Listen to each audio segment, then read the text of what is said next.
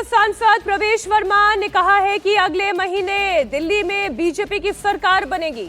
माना जा रहा है कि दिल्ली में एक ही फेज में चुनाव करवाया जाएगा। फरवरी के दूसरे हफ्ते के आसपास ही वोटिंग करवाई जा सकती है, जबकि नतीजे 17 फरवरी को आ सकते हैं।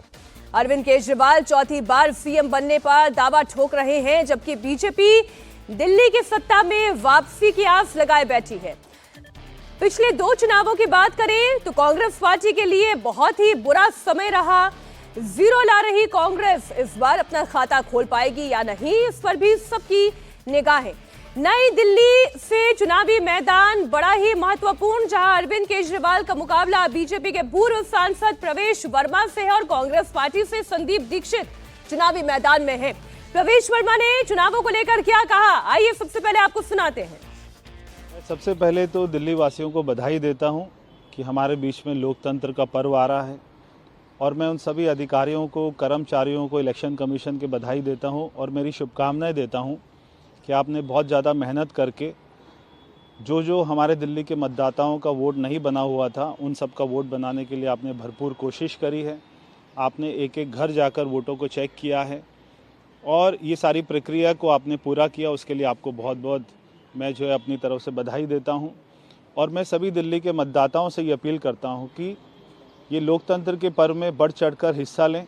आप अपने रिश्तेदारों को, दोस्तों को, मित्रों को प्रेरित करें। एक एक वोट हमारे लिए कीमती है। भाजपा की सरकार इस बार बनने जा रही है।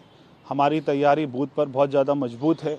इसलिए मैं सभी दिल्ली वासियों से कहना चाहता हूँ कि एक हमारी सरकार अच्छी बने, एक ऐसी सरकार बने जो डबल इंजन की सरकार हो, जो मोदी जी के विजन को लेकर दिल्ली में एक अच्छा काम करे, ऐसी सरकार बने। तो मैं आप सभी को बहुत बहुत शुभकामनाएं देता हूं लोकतंत्र के पर्व की।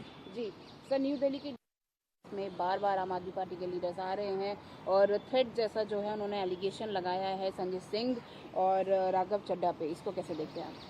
देखिए, पिछले कुछ सालों में यहाँ की नई दिल्ली विधानसभा में लगभग 60,000 वोट काटे गए। जो दिल्ली के मुख्यमंत्री रहे वो यहाँ से विधायक भी रहे और उनकी आंखों के नीचे ये सब कुछ होता रहा।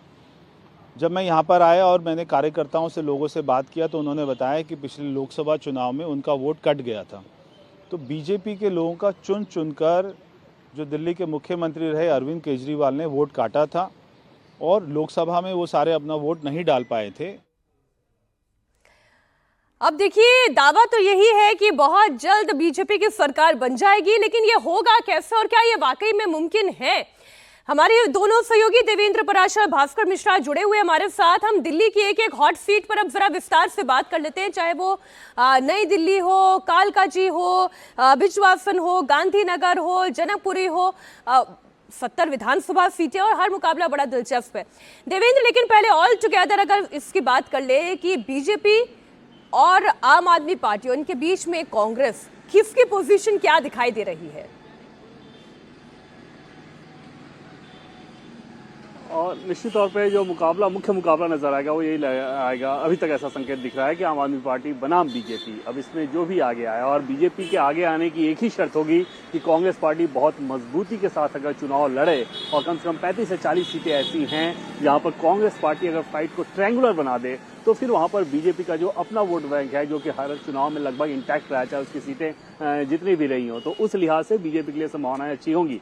अगर कांग्रेस पार्टी का प्रदर्शन पिछले 2 चुनाव जैसा ही रहता है, जिसकी उम्मीद बहुत कम है, जिसका अंदेशा बहुत कम है, तो अगर वैसा लेकिन रहता है तो फिर बीजेपी के लिए रास्ता बहुत मुश्किल हो जाएगा। बीजेपी की सारी उम्मीदें इस पार्टी की हैं कि क्या दिल्ली का चुनाव ट्रायंगुलर हो रहा है। अगर चुनाव ट्रायंगुलर हुआ, आम आदमी पार्टी का जो एंटी इनकम्बेंसी फैक्टर है वो काम किया, जो आरोप लगे वो जनता के बीच गया अगर तो, और संघ ने ग्राउंड पे जो मेहनत किया है छोटी छोटी टोलियों को बना के, अंदाजा लगाया कि तकरीबन 13,033 के आसपास बूथ है दिल्ली में, और 13,033 बूथ पे लगभग 2 लाख छोटी बड़ी मीटिंग करने की योजना है। ये सभा नहीं होगी बल्कि मीटिंग होगी। मीटिंग का मतलब ये कि 20, 25, 30 लोग, यानी कि छोटी छोटी टोलियों में, यहाँ पर आप अपनी बात इम्पैक्ट के साथ समझा सकते हैं। उस रणनीति को अख्तियार किया गया और ये वही रणनीति है जो कि संघ ने हरियाणा और महाराष्ट्र दोनों जगह अख्तियार की थी। मीनाक्षी जी, बीजेपी की रणनीति तो बड़ी स्पष्ट है, उन्हें तो सत्ता में वापसी चाहिए, पिछले 24-25 साल का सूखा खत्म करना है।